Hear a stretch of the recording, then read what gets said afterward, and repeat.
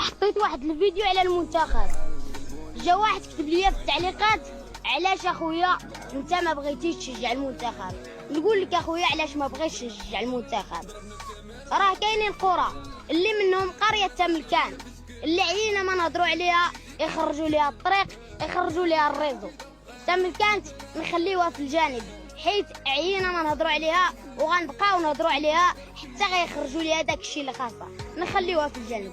راه كاينين قرى في المغرب، كاينين قرى بزاف في المغرب ما فيهم لا ماء لا ضوء لا طريق.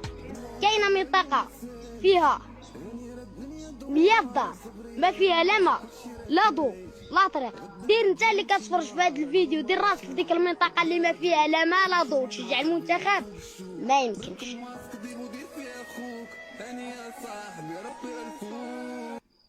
صراحة الله الا جيتي دير راسك بلاصتو راه غادي تكون بنفس المشكل. ماشي انت واجد عندك الضو، واجد عندك الماء، واجد عندك قريبا كلشي قريب ليك. عقل كبير في جسم صغير، ايوا الله يفك على كلشي هادشي اللي كاين.